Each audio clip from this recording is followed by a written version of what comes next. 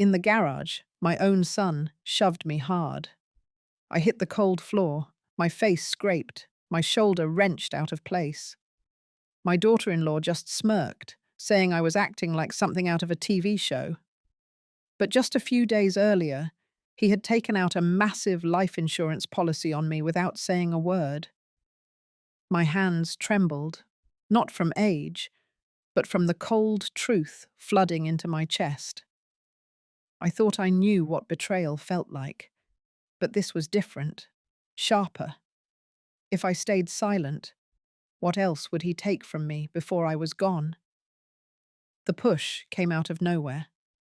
One moment I was stepping into the garage to grab an old box of holiday decorations, and the next, my son's hands were on my shoulders, shoving me so hard my back slammed against the concrete floor.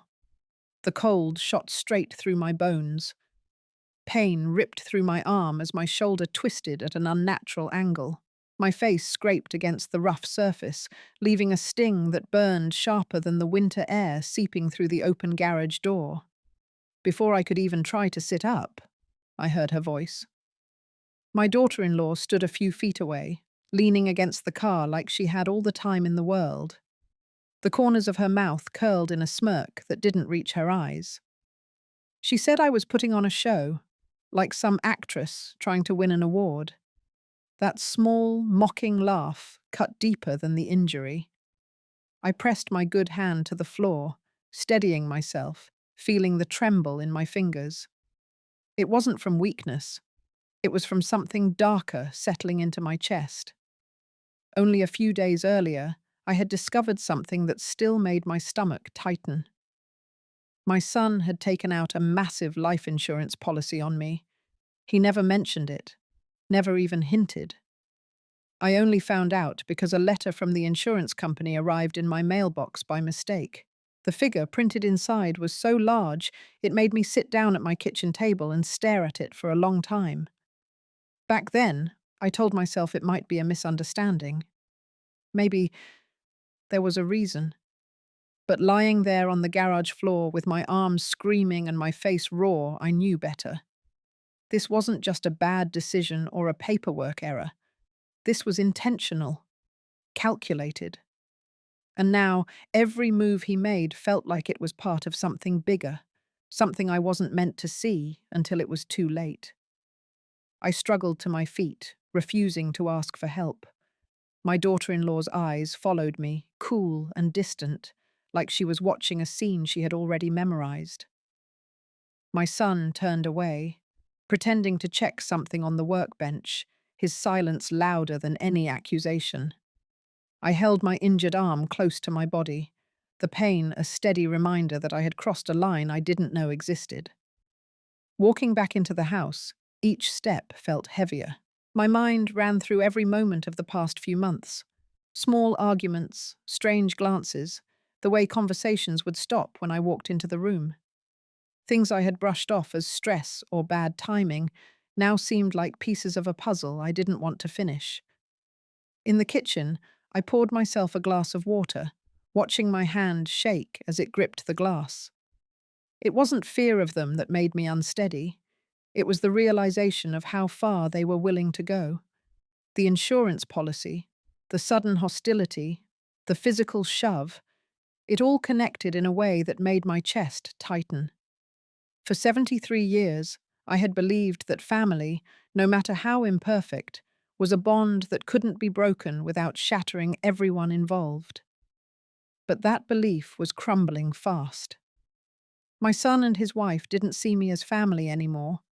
I was an asset, a line in a policy, a number. That night, I sat in my bedroom with the door locked, the lamp casting a soft light on the paperwork I had pulled from my desk drawer. My fingers traced over the edges of the envelope from the insurance company, the black ink still as sharp as the day I opened it. I thought about calling someone, telling them everything, but who would I trust enough? So I stayed quiet. For now. Not out of fear, but because I needed to understand exactly what I was dealing with. I needed to know how deep this went before I made my move. If I had learned anything in my life, it was that you don't show your hand until you know the other player's game. As I sat there, the ache in my shoulder pulsing in time with my heartbeat, I promised myself one thing. This wouldn't end the way they thought it would. I might be older, I might be slower, but I wasn't powerless. And if they believed otherwise, they were about to learn just how wrong they were. If you've ever been blindsided by someone you thought you could trust, you know that moment when your world tilts and nothing feels steady anymore. That was me in the garage that day, and that was the day I started planning. The morning after the garage incident, my shoulder was stiff and swollen. I kept my arm close to my side as I made coffee, every movement sending a dull ache down my back.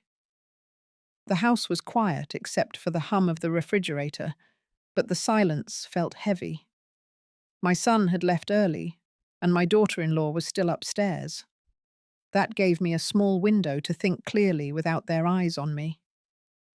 I went to the dining table and spread out a stack of documents I had been avoiding for weeks. Bank statements, property deeds, old letters from my late husband's attorney. I had kept these papers neatly filed away, untouched, because I never thought I would need them in a fight against my own family. Now, I saw them differently. They weren't just records. They were proof of a life I had built long before my son and his wife decided who I should be. The first thing I noticed was a withdrawal I didn't authorize. It was small enough not to trigger alarms, but it was the second time this month. I traced the account number and realized it was linked to a joint account I had opened years ago for emergency purposes. My son had access. I felt my jaw tighten. This wasn't carelessness, it was testing boundaries. I called the bank and spoke with a clerk I trusted, a woman who had helped me for years. She confirmed what I suspected. There had been attempts to access other accounts as well, ones with higher balances. The system had flagged the attempts, but hadn't yet blocked them. I told her to freeze every account under my name until I came in person. My voice was steady, but inside I felt a rush of urgency. After hanging up, I sat still for a moment, letting the reality settle. This was no longer about the shove in the garage or a cruel laugh. This was about control. My son and his wife weren't waiting for me to fade away. They were taking steps to make sure that when I did, they would already have everything in their hands. Later that afternoon, I heard the front door open and close. My son's footsteps moved through the hallway, then into the kitchen. He didn't look at me. Instead, he went straight to the refrigerator and grabbed a bottle of water. I caught a glimpse of his face. Calm, almost indifferent. It struck me how easily he could switch between cold hostility and casual routine. I excused myself and went upstairs, locking the door behind me. In my bedroom, I pulled a small safe from the back of the closet. Inside were 2 USB drives and a manila envelope. The drives held scanned copies of all my financial records, insurance policies, and property documents. The envelope contained the originals of my most important papers. I had made these backups years ago, but now they felt like lifelines. By evening, I had decided to take a trip to the attorney's office the next day. My plan wasn't fully formed yet, but I knew I needed legal advice before making any move. I didn't trust that my son and his wife wouldn't notice, so I left my purse by the front door and took only a small shoulder bag with the documents. I wanted them to think I was going to the grocery store or the library, nothing more. The next morning, I parked 2 blocks from the attorney's office and walked the rest of the way. The crisp air cleared my head. Inside, the receptionist recognized me and ushered me into a quiet room. My attorney, a man who had handled my affairs for over a decade, listened carefully as I laid out what I had discovered. His expression didn't change much, but when I mentioned the life insurance policy, he leaned back slightly and took a long breath. He explained my options. We could restructure my assets so they would be out of reach without my explicit consent. We could also set up a trust that bypassed my son entirely if anything happened to me. It would take time and discretion, but it was possible. The thought of moving forward with these changes felt both empowering and heavy. I had always wanted my son to inherit something meaningful. Now I was preparing to keep it from him entirely. When I left the office, I kept the documents in my bag close to my side. On the walk back to my car, I felt the weight of each step. This was no longer just a family conflict. It was a quiet battle, and I was choosing to fight it without announcing a single move. That night, I made myself a simple dinner and sat at the kitchen table. My son and his wife were in the living room, the sound of the television filling the air. I ate slowly, listening to the faint hum of their voices blending with the program on screen. They didn't look at me, and I didn't look at them. We were under the same roof, but the distance between us had never been greater. I knew this was just the beginning. The next steps would have to be precise, timed carefully, and hidden in plain sight. Every choice I made from now on would have to protect what I had left, not just for myself, but for the principle that my life's work would not be reduced to a transaction in someone else's plan. 2 days after meeting with my attorney, I began quietly putting the plan into motion. I woke up earlier than usual and waited until the house was still, no footsteps above me, no sound of water running. I slipped on a coat, tucked my small shoulder bag close, and left through the side door. My first stop was the bank.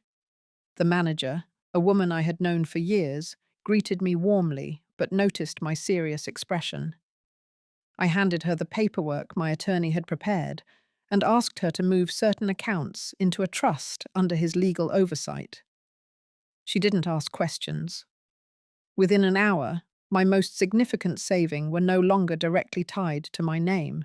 From the bank, I walked to the notary's office to finalize additional documents. I made sure each page was stamped and witnessed. Every signature felt like another layer of protection, another wall between me and the people living under my roof. By the time I left, the sun was higher, and I knew my absence at home would soon be noticed. I stopped at a small market and bought bread and apples, letting the grocery bag disguise the real reason for my trip. When I returned, my son was in the driveway, leaning against his car. His arms were crossed, and his eyes scanned me in a way that felt more like an inspection than concern. I walked past him without breaking stride, carrying the bag into the kitchen. The silence between us was sharp, heavy with unspoken suspicion. I set the groceries on the counter, washed my hands, and went to my room. That afternoon, I began removing personal items from shared spaces: family photos, important letters, small heirlooms, anything that held value beyond money. I stored them in a locked trunk in my closet. I moved with quiet purpose, listening for any sound from the hallway. My hands were steady, but inside, my thoughts were a tangle of calculation and anticipation. By evening, I had one more errand to run. I called a taxi from the back porch and had it pick me up 2 streets over. I asked the driver to take me to a storage facility on the edge of town. I had rented a small unit there under a different mailing address, something I had arranged years ago for seasonal furniture. That night, it became my safeguard. I transferred several boxes of personal records, a few small valuables, and the locked trunk into the unit. I left with the only key in my pocket. The following morning, the atmosphere in the house shifted. My daughter-in-law moved through the kitchen with clipped steps, her eyes flicking toward me but never meeting mine. My son barely spoke. They knew something had changed, even if they couldn't name it yet. I kept my routine simple: making tea, reading at the table, stepping outside to water the plants, offering nothing that might hint at my movements. Later that week, A letter arrived addressed to me, but my daughter-in-law brought it into the living room and opened it without hesitation. I watched from the hallway as she unfolded the paper, her brow furrowing. When she noticed me, she held it up with a smirk. It was from the insurance company, confirming adjustments to a policy. I walked in calmly, took the letter from her hand, and folded it without a word. Her eyes followed me as I left the room. That night, I could hear them speaking in low voices behind closed doors. Every so often, the volume rose, and my name slipped through. The walls in this house carried sound too well. I didn't need to hear the whole conversation to know they were recalculating whatever plan they had set in motion. 2 days later, my attorney called to confirm that the trust had been fully activated and my will updated. The new arrangement bypassed my son entirely unless certain conditions were met, conditions I knew he would never fulfill. The rest was directed toward a community foundation I had chosen quietly, an organization that supported women rebuilding their lives after loss. It felt fitting, almost poetic, to turn what they saw as an easy gain into something that would help strangers instead. I didn't celebrate. Instead, I sat at my desk, reviewing each document one last time before locking them away. The fight wasn't over. My son and his wife would sense the change more and more in the days ahead, and they would react. But I had taken the first real step towards securing what they could no longer touch. That evening, as I was washing dishes, my son came into the kitchen. He reached for a glass from the cupboard and filled it with water. His movements were deliberate, his voice casual as he mentioned that he had been reviewing some paperwork from the house. I dried my hands slowly, waiting. He glanced at me, searching for a reaction I didn't give. The silence stretched between us before he finally walked out, leaving the glass half full on the counter. In that moment, I understood the quiet power of restraint. I didn't need to confront him or announce what I had done. My protection was in the layers he couldn't see, the decisions he would only discover when it was too late to undo them. Every step I took from now on would be measured, deliberate, and without warning. The house felt different that night. The tension was still there, but beneath it, I felt a steady current of control returning to me. I had acted without asking for permission, without offering explanation. That was the first time in a long while that I had done something entirely for myself, and it would not be the last. I woke the next morning to the sound of rain tapping against the kitchen window. It was still early, but my mind was already sorting through what needed to be done. The trust was secure, the important documents were locked away, and the most personal belongings were out of the house. Now came the part that required more than just preparation. This was about control. Quiet, deliberate control over what they could be and could not do to me. I began with the utilities. Sitting at my small desk, I called each company, one after another, removing my name from accounts tied to the house. I set final billing dates, transferring what was mine to my new address. It felt almost clinical, but I knew the effect it would have. When they realized the electric bill or water bill was suddenly theirs alone, there would be questions. I did not intend to answer them. From there, I moved to the bank accounts. Some were joint in name only, opened years ago for convenience. Those days were gone. I withdrew the remaining balances, leaving the accounts active but empty. No notes, no warnings, just silence where they expected access. I kept the funds separate, tucked into new accounts in my name only. At a bank across town, they rarely drove past. The rain had slowed by midday, and I decided it was time to check the mailbox. On my way down the driveway, I saw my son standing near the garage, his hands deep in his pockets, eyes on me. He said nothing, and I matched his silence, walking past him without a pause.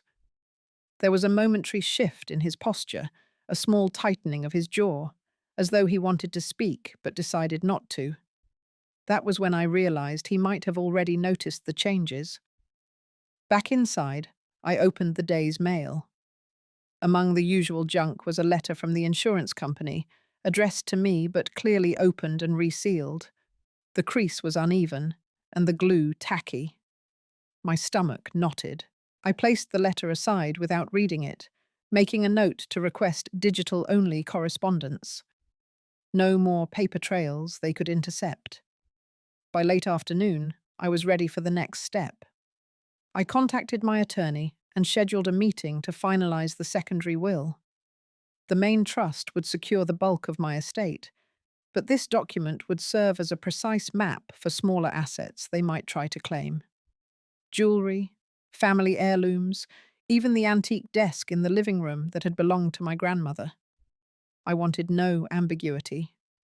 When I arrived at the attorney's office the next day, we went line by line through the list. She asked if I wanted to remove certain beneficiaries entirely. I nodded. There was no reason to leave open doors for people who had shown me nothing but contempt. We also discussed medical directives, an uncomfortable but necessary topic. I was determined to ensure no one who wished me harm would have any say in my care. The drive home felt longer than usual. As I turned into the street, I saw a delivery truck in front of the house. My daughter-in-law stood at the door, signing for a large box. Her face was bright with the kind of satisfaction that comes from spending freely. I parked farther down and waited until the truck pulled away before walking in. She gave me a glance that lingered just a second too long, as though measuring my reaction. I gave her none.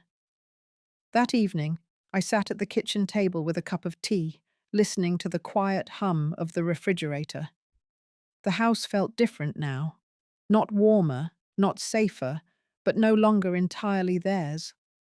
I had drawn invisible lines they could not cross without effort. They did not yet know where those lines were, and that gave me time. Time to solidify every safeguard.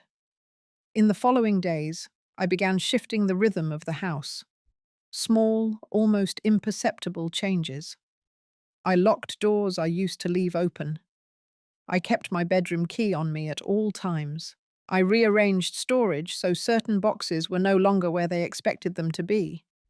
These were not just defensive moves. They were a way of reclaiming space, of reminding myself that I was not powerless. One afternoon, I overheard them in the living room. My son's voice was low but strained, and I caught fragments about bank records and account closures. My daughter-in-law's reply was sharp, layered with frustration. They had noticed, and their unease was beginning to grow. I stayed out of sight, heart steady, knowing the plan was working exactly as intended.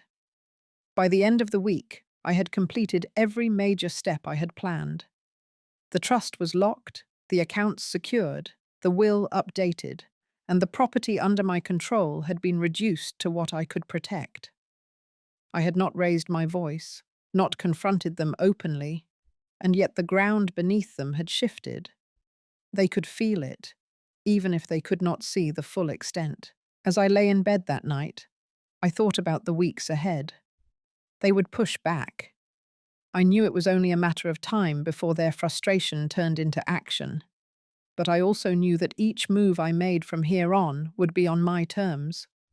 They had underestimated me, believing age and silence were signs of weakness. In truth, they were cover, a shield behind which I could move freely, piece by piece, until everything that mattered was out of their reach. I closed my eyes with a sense of calm I had not felt in months. The storm had not passed, but I had built walls high enough to withstand it. And when the next wave came, I would be ready. The morning began with the kind of sharp sunlight that made every corner of the house feel exposed. I moved quietly, not because I was hiding, but because I had learned that silence carried more weight than confrontation.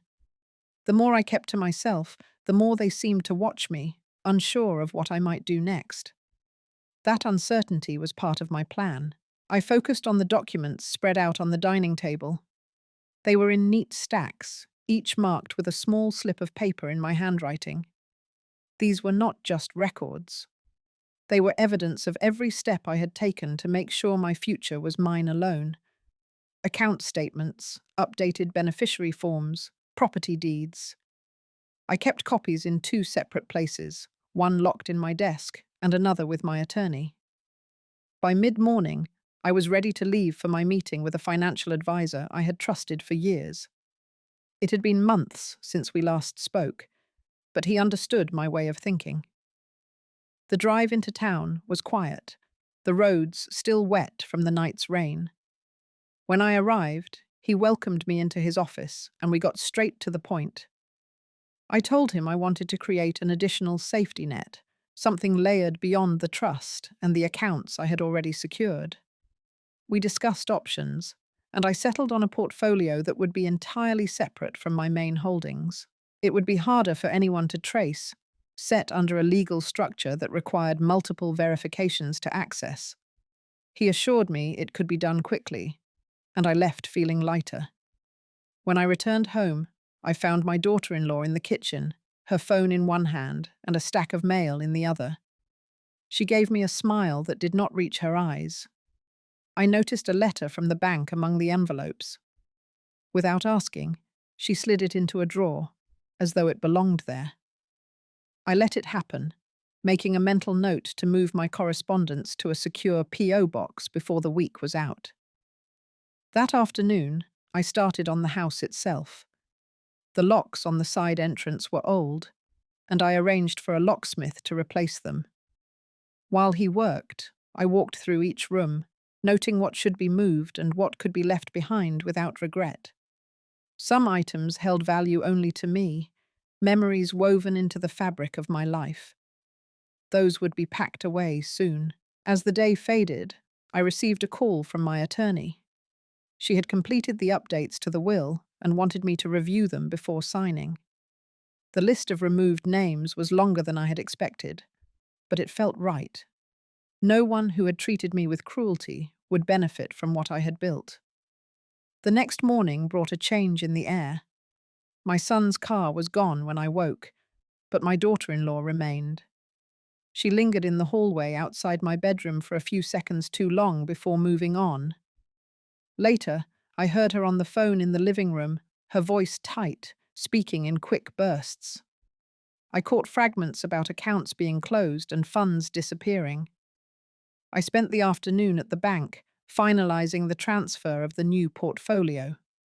Everything was in motion now, each piece fitting into place. By the time I returned home, the tension inside the house had grown thicker. They were beginning to realize that whatever grip they thought they had on me was slipping. That evening, I cooked a small dinner for myself and ate it in the sunroom. Through the glass, I could see the faint reflection of my own face. The lines were deeper now, but my eyes were steady. I thought about the months ahead and the certainty that more challenges would come. I did not fear them. Each move I made was calculated, deliberate. Over the next few days, I kept to my rhythm: appointments, quiet walks, small errands. I spoke little, but I observed everything. My daughter-in-law began spending more time in my son's office. The door closed. Once I passed by and heard the clicking of keys, the sound of frustration in her sighs. The final step that week was to secure a safe deposit box at the new bank. Inside it, I placed the most critical documents, the backup copies of every agreement, and a small envelope containing a letter only to be opened if something happened to me. It detailed the truth of what had been done, the choices I had made, and where to find everything they could not touch. By the end of the week, I felt the balance shift. It was subtle, almost invisible, but I could sense it. They no longer looked at me with the same dismissive ease. There was a guardedness now, a flicker of uncertainty every time our paths crossed. They were realizing, perhaps too late, that they had underestimated me. I knew this was not the end. It was only one stage in a longer game. But I also knew that with every quiet, deliberate step, I was reclaiming the ground I had once surrendered. The house might still hold their presence, but my life was no longer in their hands. And that, more than anything, was the kind of freedom they would never be able to take back. The next week began with a steady rain that tapped against the windows before dawn. The sound followed me through the house as I moved from room to room, keeping my steps light, as if the walls themselves were listening. Every detail mattered now, and every choice had to be made with precision. I started with the upstairs storage. Boxes had been stacked there for years, many untouched since before my husband passed. Some held old photographs. Others were filled with papers that would mean nothing to anyone else, but could be dangerous in the wrong hands. I worked slowly, sorting and pulling out anything that should be moved to the safe deposit box. Each item was a reminder that I had lived a full life long before the tension in this house began. By mid-morning, I had 3 sealed containers ready. They were light enough for me to carry, but their contents were worth far more than their weight. I locked them in my car before heading to the attorney's office for a follow-up. She greeted me with the same calm, steady manner she always had, and we reviewed the updated legal arrangements. Her eyes scanned each page before sliding it toward me for a signature. The will was airtight now, with clauses that made it nearly impossible for anyone to contest. The trust had been expanded to include my new investments, and the ownership of my small rental property was officially shifted under a separate entity. It was as if I had built invisible walls around everything that was mine. When I returned home, my son's car was in the driveway. Inside, I could hear low voices from the living room. I passed by without slowing, catching only a fragment about expenses and accounts. I knew they were starting to feel the weight of my withdrawal.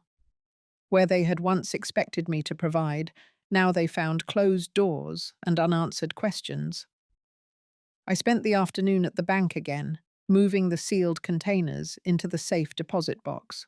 The clerk, a young woman with kind eyes, chatted politely as she handled the paperwork. I left with the keys secure in my pocket and the quiet comfort of knowing those items were now beyond reach. Back at the house, the atmosphere had shifted. My daughter-in-law kept herself busy in the kitchen, moving with sharp, quick gestures. My son avoided eye contact, retreating to his office. I prepared a simple dinner for myself and ate in the den, the television playing low in the background. The quiet felt heavier than usual, like something was building just beyond my view. The next morning, I called a contractor I had worked with years ago. He agreed to come by to inspect the small cottage on the edge of town that I had recently put under my name. The plan was to make it livable within weeks. It was not large, but it was mine, and it would be free of the constant undercurrent of hostility I felt here. The inspection went well, and by the afternoon, I had a list of repairs and a timeline. It would take careful coordination, but I could be ready to move sooner than they expected. That thought brought me a quiet satisfaction. Later that day, I overheard my daughter-in-law on the phone again. Her tone was sharper now, impatient. She mentioned delays, locked accounts, and legal notices. I could almost picture her pacing in frustration. My son's voice joined hers a moment later, lower and steadier, but laced with irritation. I let their words wash over me without reaction. Their confusion was proof that my strategy was working. That evening, I reviewed my final checklist. The trust documents were filed, the investments secured, the property in progress. The safe deposit box held everything critical. I had shifted the center of control away from them entirely, and they were only beginning to realize it. The rain returned that night, heavier this time. As it fell against the roof, I lay awake, thinking of how far I had come in just a few weeks. I had entered this house feeling like an outsider in my own life. Now, I was quietly reclaiming each piece of it, step by deliberate step. The next morning brought a small but telling moment. My son asked about a bill that had come in the mail, one that in the past I would have paid without hesitation. I told him it was his responsibility now. His face tightened, but he said nothing. The shift in power was not loud or dramatic, but it was there, settling into place like the steady rhythm of the rain outside. By the end of the week, I knew I was nearing the point where I could step away completely. There was no need for confrontation. My absence would speak louder than any argument. And when I closed the door for the last time, I would take with me everything they had assumed would always be theirs. The sky cleared after days of rain. A pale blue stretched thin over the neighborhood. I took that as a sign to move on the next piece of my plan. The financial groundwork was set. The house was no longer an open door. Now I needed clarity from the place where the first real crack had opened. The insurance company. I drove across town with a folder in my bag and a calm I had practiced. The lobby was quiet, the kind of quiet that lives in carpet and fluorescent light. A receptionist checked my identification and directed me to a small conference room. I asked for a full audit of any policy with my name as the insured. I did not raise my voice. I did not explain why. I simply requested the record. A compliance officer joined me with a neat stack of documents. He read my name, verified my address, and confirmed that a policy was active. He described it in precise terms. A life policy with a $1 million face value, an accidental death rider for $250,000. Issue date 11 months ago. Owner and primary beneficiary listed under my daughter-in-law. Premiums paid by a card number ending in the same 4 digits I had seen on my son's statements. I kept my hands folded and listened for the small details that tell the larger truth. He slid a consent form across the table. The signature flowed in an uneven curve I recognized immediately as wrong. I am right-handed. The strokes on that page leaned left, heavy at the bottom, as if produced by a hand trying to imitate another. The notary stamp belonged to a storefront office on the far side of town. I had never been there. The officer took notes as I stated that I had not signed that form and had not authorized any third party to sign for me. We moved to the recorded call log. There was a notation of a verification call to a number listed as mine, made during a weekday afternoon when I had been at the clinic for a scheduled appointment. The call lasted 3 minutes. The voice on record answered security questions using my birth month, the street where I grew up, the last 4 digits of an old landline. Information a family member would know. The officer marked the entry for review. He explained the next steps in measured language. A fraud review could be opened. The policy could be placed under hold, pending investigation. Any claim filed during that hold would trigger an immediate referral to the State Insurance Board. I agreed to cooperate fully and authorized release of relevant information to law enforcement. He photocopied my identification and the pages with the questionable signature. When we finished, he handed me a case number and said the internal team would reach out within 48 hours. Outside, the air felt cooler. I sat in my car for a moment and breathed in through my nose, out through my mouth, letting the muscles in my shoulders loosen. This was the first official step that did not rely on me alone. A system larger than my kitchen and my locked drawers was now aware. I did not feel vindicated. I felt steady. My next stop was the notary address listed under the stamp. It was a narrow office wedged between a payday lender and a cell phone repair shop. The clerk at the counter looked up as I entered and asked what I needed notarized. I asked instead to view the notary log for the date on my consent form. She hesitated, then called to the back. A man came out with a ledger and set it down between us. I scanned the page. My name appeared next to an entry that included a misspelled version of my street. The signature of the notary matched the stamp on my form. The identification used was listed as a state ID card. I do not own one. I carry a driver license. The clerk watched me as I copied the line into my notebook. I thanked them and left without comment. On the sidewalk, I called my attorney and relayed what I had found. She told me to head to her office and to bring the notes. When I arrived, we organized the pieces. Policy summary, forged consent, notary log discrepancy, recorded call at a time I could document elsewhere. She drafted a formal complaint to the state insurance regulator and prepared a packet for the local district attorney. She recommended contacting a detective she had worked with in prior fraud cases. I agreed. By late afternoon, I sat in a small office at the precinct across from a detective with a calm voice and a careful pen. She listened as I outlined the timeline, starting with the shove in the garage and ending with the conference room that morning. She did not interrupt. When I finished, she asked for copies of the bank alerts and any correspondence that had gone missing or arrived opened. I provided what I had and signed the consent forms required for the department to request records from the insurer. She said they would begin by confirming the notary entry and pulling any surveillance from the office on the date listed in the ledger. Driving home, I noticed my hands had stopped trembling. They lay relaxed on the wheel. The road felt familiar. The houses felt smaller. The fear that had lived at the base of my skull eased into something firmer. Not anger, not relief, something like alignment. The facts now stood beside me. Inside the house, the air was tight. My son was on the phone in the hallway, speaking in clipped sentences. My daughter-in-law sat at the kitchen table, scrolling through her screen with quick, precise motions. I moved past them to the sink and washed my hands, letting the water run until it cooled. I dried them slowly. I sensed their attention shift, then slide away when I offered nothing to catch it.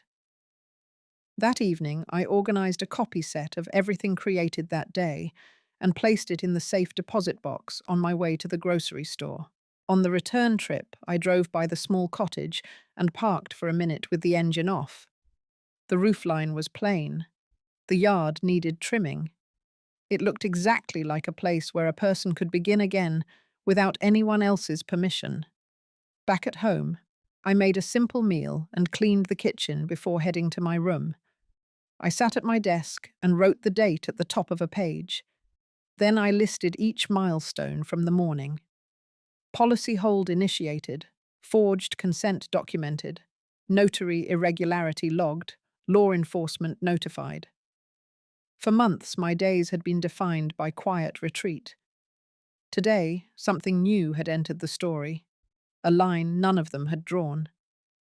I slipped the page into a folder and turned off the lamp. The house settled around me with its usual creaks and sighs. Outside, the last light faded over the street. I lay down with a steady breath and let the stillness cover me. The next move would not be loud. It did not need to be. The truth was now in motion, and I had no intention of stepping out of its way. The cold arrived fast that week, the kind that slicks the porch before sunrise and turns every step into a calculation. By late afternoon, the forecast called for a hard freeze.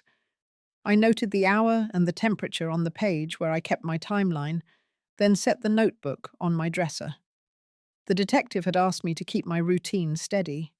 No sudden changes, no nervous pacing, no doors slammed. If they moved tonight, the house needed to look familiar. Near dusk, I watered the plants in the sunroom and left the back porch light on. From the street, the house would read as it always did. A soft lamp in the den, the television volume low, a plate drying on the rack by the sink. Inside, small adjustments waited like quiet anchors. The phone by my bed fully charged. the spare key removed from the hook near the door. The path from my room to the kitchen cleared of any rug that might slide underfoot. I had learned the hard way how easily a fall can be staged. At 7, my sister called from her car outside the neighborhood. She kept her voice even. The detective and her team were in place. An unmarked car at the corner, another one 2 streets over. The neighbor with the doorbell camera had already tested his motion alert and confirmed the angle on my driveway. If movement happened near the garage, the lens would see it. I moved through the next hour as if it were any other evening. I pulled a blanket over my knees in the den and sipped tea that I made myself from a bag I opened. My son came in from the cold and stood at the threshold long enough to let the air bite my ankles. He walked to the kitchen without a word. My daughter-in-law followed later, shoes leaving a neat line of water at the back door. I heard cabinets open, a glass set on the counter, the faint snap of a bottle cap. I kept my eyes on the screen and let the scene play behind me. The detective had told me that the most dangerous moment comes when a plan meets a deadline.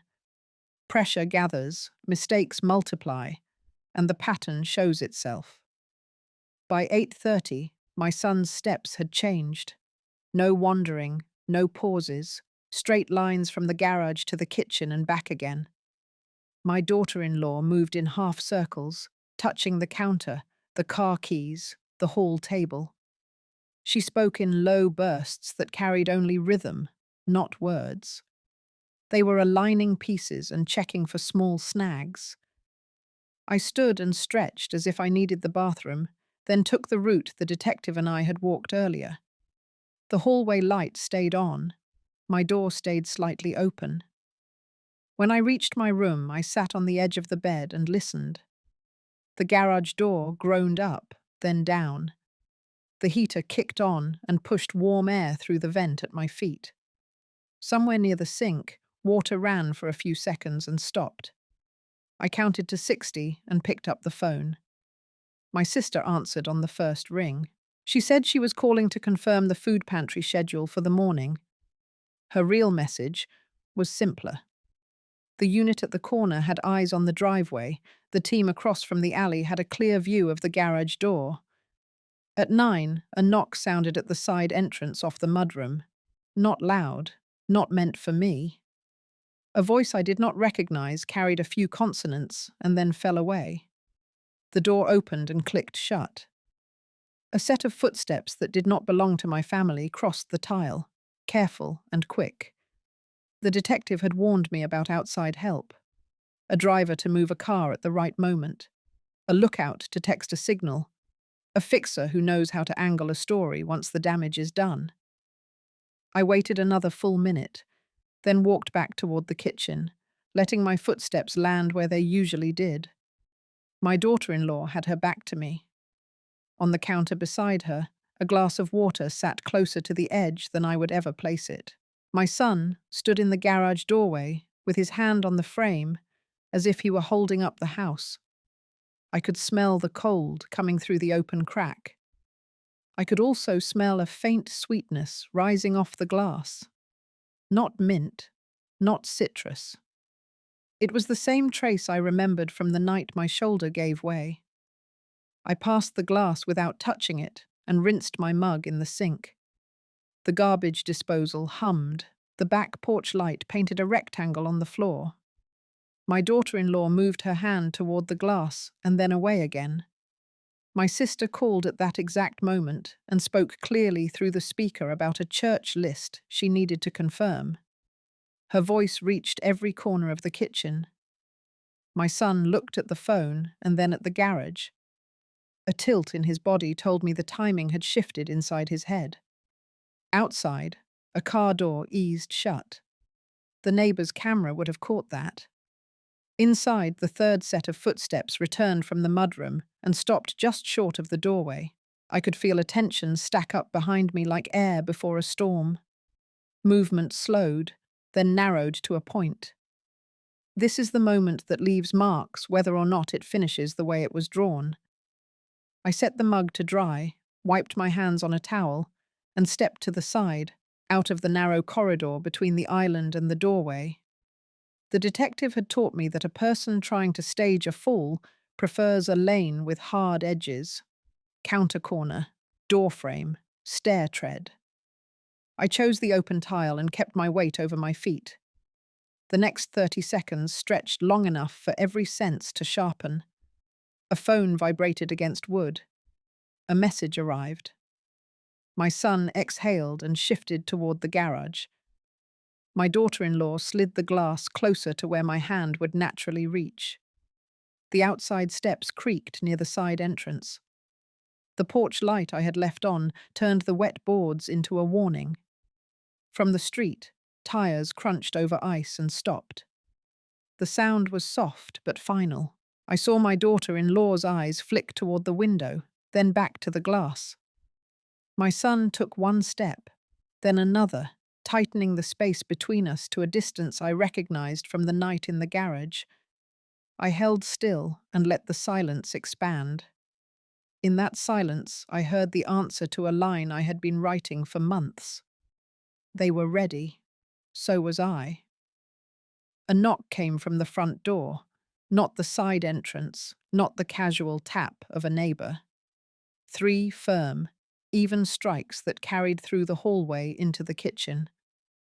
My son froze in place. The third set of footsteps retreated fast. My daughter-in-law's hand closed over the glass and moved it back from the edge as if it had never been there.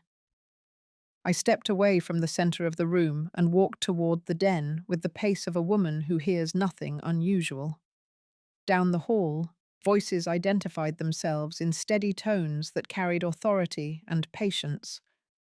The house shifted the way a house does when a storm reaches it and then pauses. I stood in the doorway of the den and watched the porch light lay its white square on the floor. The night outside held its breath. Inside, the plan that had been tightening for weeks loosened by a single degree. The next move had arrived, and it did not belong to them anymore. By the time the evening arrived, the air in the house felt dense, heavy with something unspoken. The long dining table had been set, the silverware polished until it caught the soft light overhead. I had been told, rather firmly, to come early, which was unusual. My son greeted me with a fixed smile that did not reach his eyes. His wife, Melanie, stayed in the background, whispering to her sister in the kitchen.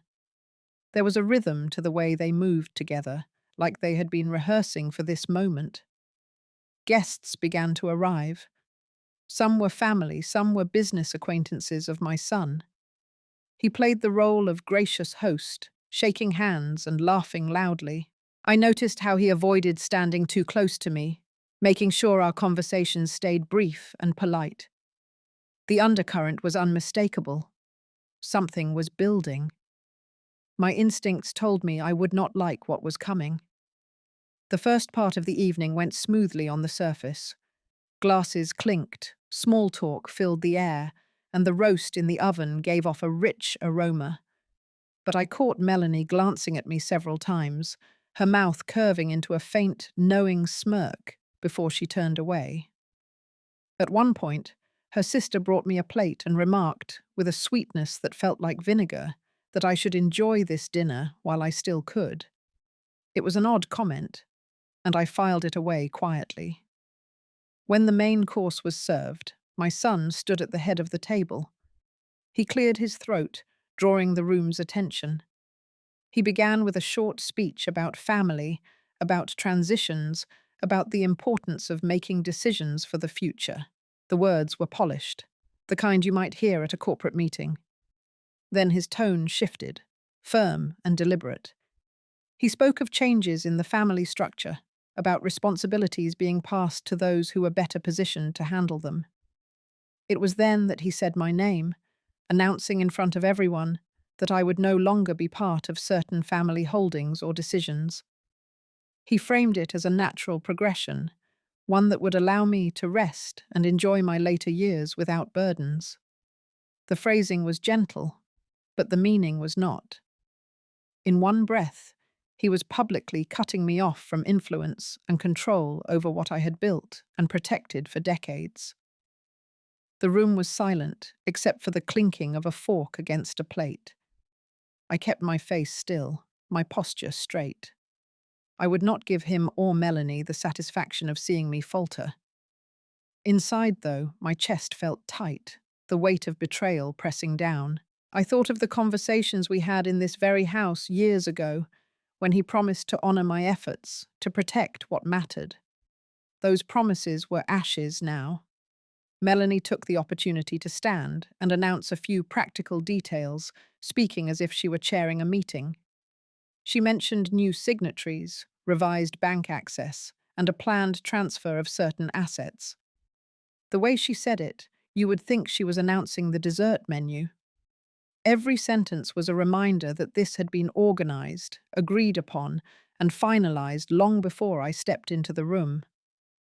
I felt the eyes of the guests on me, some curious, some uncomfortable, a few clearly aware of what had been planned.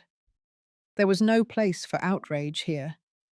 I understood that reacting in the moment would only give them more ground. Instead, I nodded, as if this were all expected, and reached for my glass of water. My hand was steady. I would not let them see the fracture.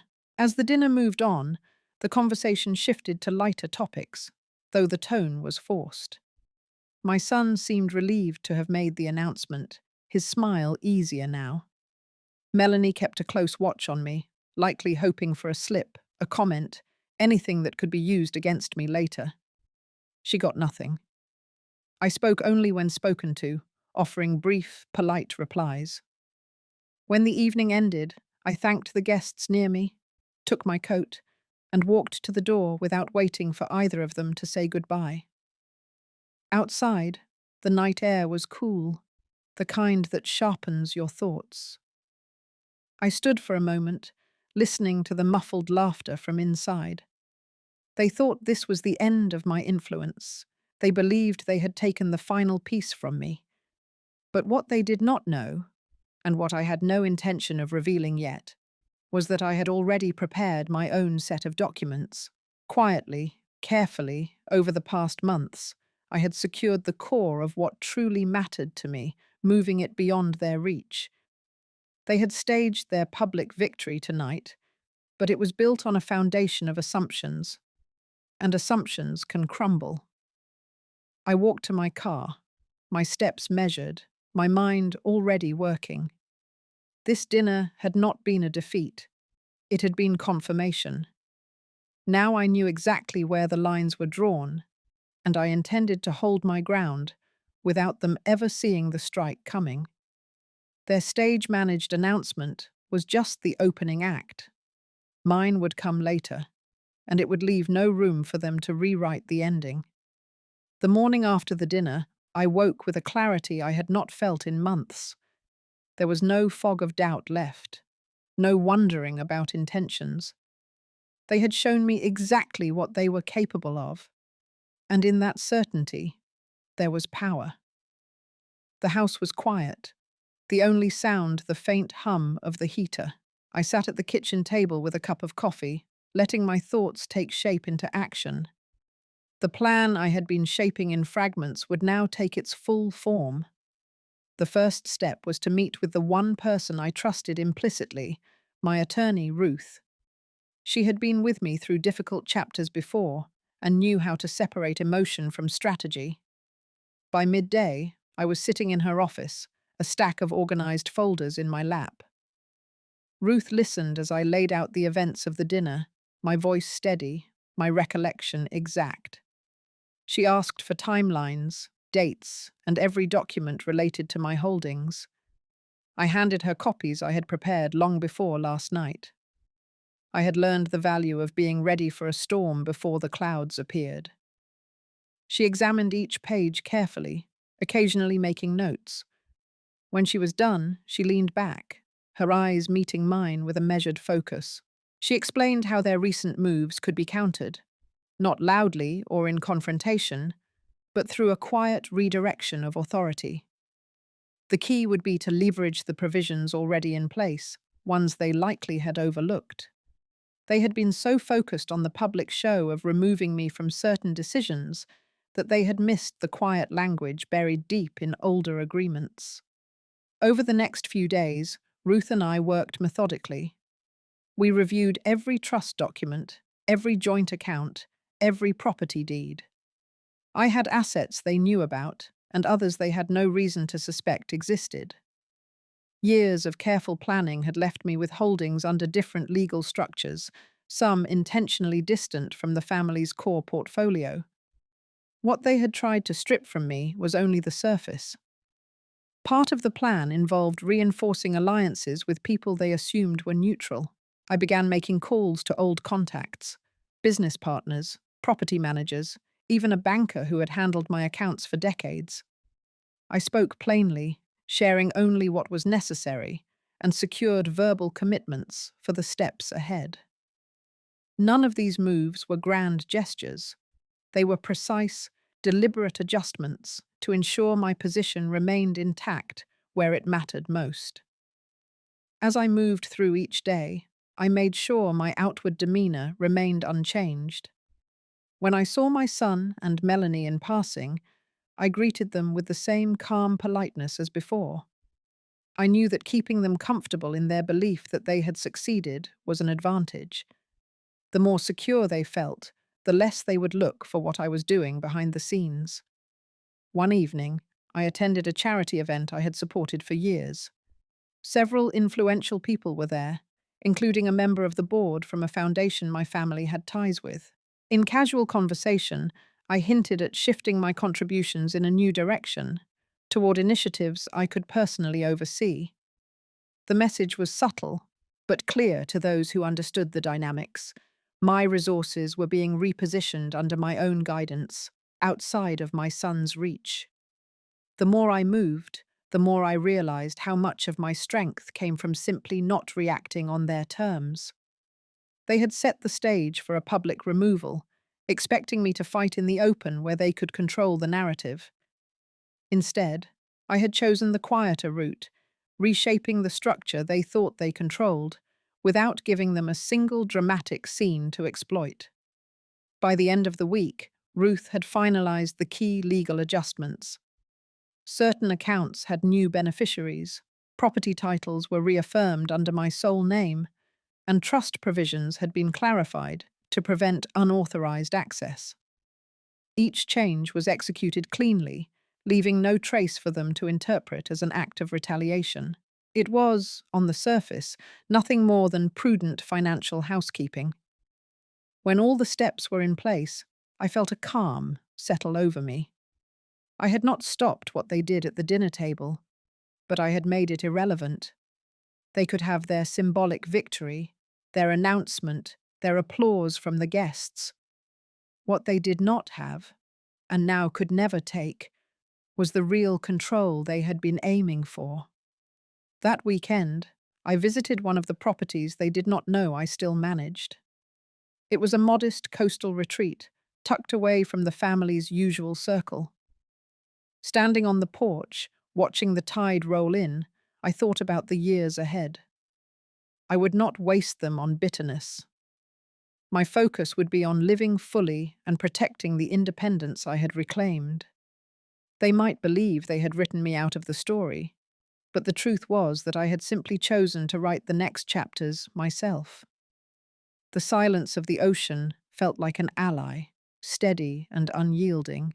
I knew the time would come when they realized what I had done, and when that day arrived, it would be clear that their carefully staged dinner had not ended my influence. It had only given me the clarity to secure it forever. The first signs that the structure had shifted came in small, practical ways. A notice from the bank confirming updated beneficiaries, a certified letter from the county recorder, acknowledging the reaffirmed title on the cottage, an email from the foundation board accepting my revised gift designation. None of it was dramatic. All of it was final. I kept my days measured.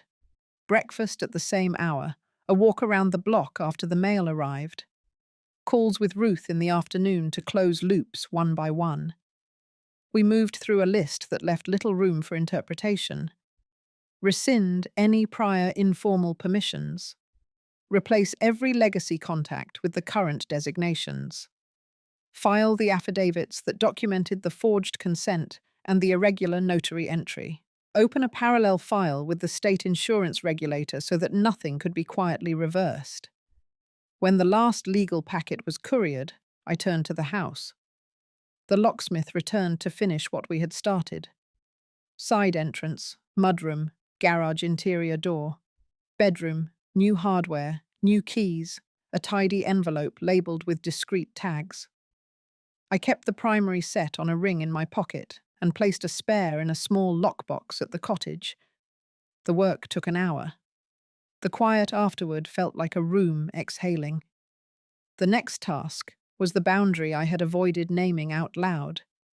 Ruth had prepared the paperwork for a no-contact order that covered me and the cottage address. The petition did not accuse for effect.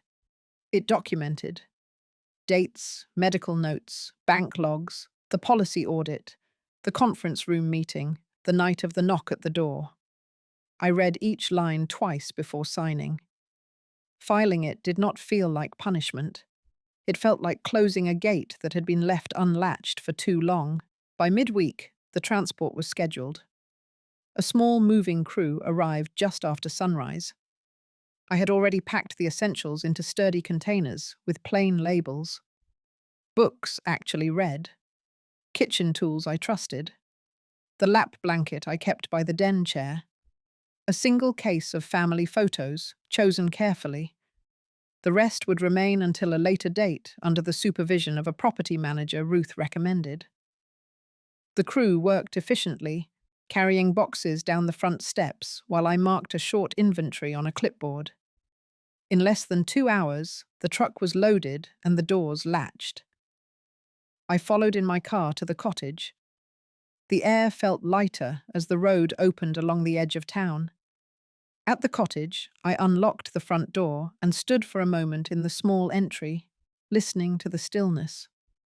The crew brought the boxes inside and set them in neat stacks. I tipped them and watched the truck roll away. The quiet that remained was not empty. It was clean. I spent the afternoon arranging only what I needed for the night. Sheets washed and pulled tight. Towels folded on the chair. A single lamp in the corner with a warm bulb. I heated soup on the stove and ate at the small table by the window. The view was ordinary. A maple tree, a short fence, a neighbour's mailbox across the street. Ordinary felt exactly right. That evening, Ruth called with the final confirmation. The no-contact order had been granted on a temporary basis pending a full hearing. The trust amendments were recorded. The insurance fraud review had advanced to the next stage with formal cooperation from the detective. We also activated the piece I had chosen weeks ago, but kept close until now. The fund. Years ago, I had set aside a modest sum intended for something different. With Ruth's guidance, I restructured it into a dedicated fund under a local non-profit. The purpose was simple and specific: transportation vouchers and accompaniment for older women attending medical appointments, court hearings, or critical errands. The seed amount was $100,000 with a plan for replenishment through a percentage of rental income from the cottage once repairs on the back unit were finished. The fund administrator sent over the first set of procedures and a calendar for quarterly reporting. Reading those pages steadied me. Money could be a quiet tool when pointed at a precise fracture. The next morning, I returned to the house briefly with the property manager to complete an intake walk. We documented the condition of each room, photographed fixtures, and took meter readings. My son was not there. Melanie kept to the hallway, her expression bright and brittle. I said nothing beyond what was required to complete the checklist. When we finished, I handed the manager the final key and the folder with service contacts. He would be the one to coordinate access from now on. At the cottage, I set a small routine. Morning notes, a short stretch, coffee by the window, calls with the contractor about the back unit, a visit to the bank to place additional originals in the safe deposit box, a stop at the non-profit to sign the donor acknowledgement and meet the program lead who would oversee the voucher distribution. She spoke with the kind of steady focus that reminds you why certain choices matter. I left the office with a brochure in my pocket and a sense that something good had been set in motion beyond my own life. Late in the week, I received a court notice with the date for the full hearing. I placed it in the front of my binder and closed the cover. I did not rehearse what I would say. The record already spoke for me. In the quiet of the cottage, I stood at the sink, washing a single plate, and let the warm water run over my hands. The road ahead did not feel easy. It felt navigable. There is a difference. Night settled early. I stepped onto the small porch and listened to the branches lift in a thin wind. Behind me, the rooms glowed with soft light. I thought of the long stretch between the garage floor and this doorway. The papers filed, the locks changed, the fund established.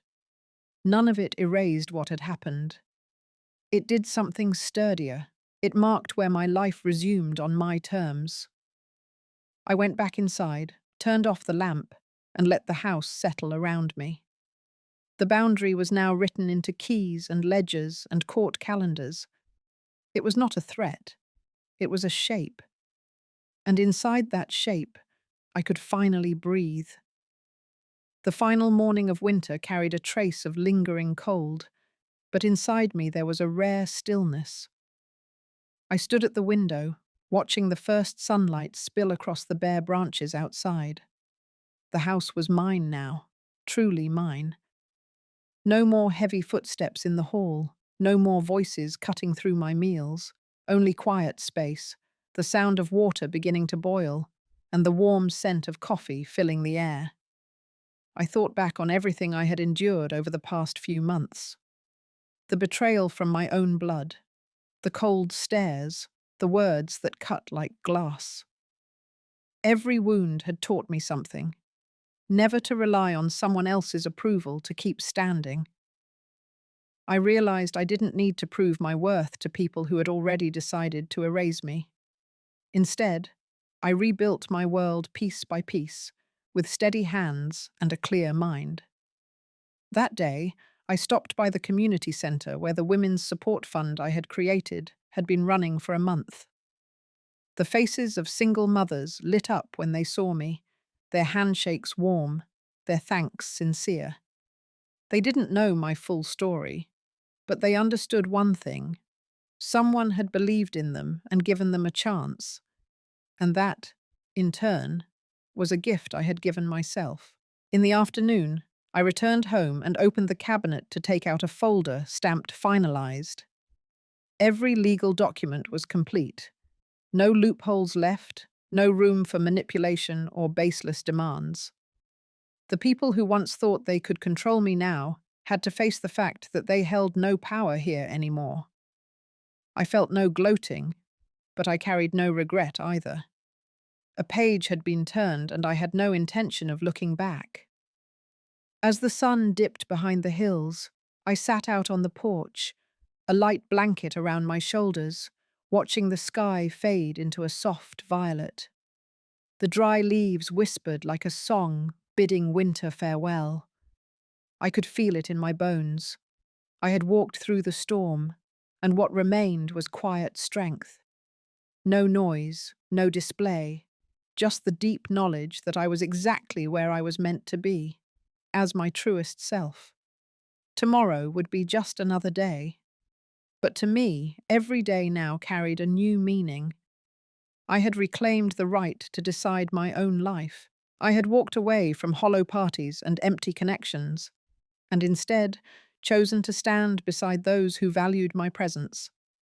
That was the greatest reward I could ever give myself. This story isn't just about loss or legal wins. It's about taking back the right to live life on your own terms, one choice at a time. I believe we all carry a kind of strength we don't see until life forces us to find it. Have you ever had a moment when you realized you were far stronger than you thought? If this story stirred that feeling in you, share it with others so we can remind each other that even after the hardest storms, there is always a way forward. Strength is quiet, but it changes everything.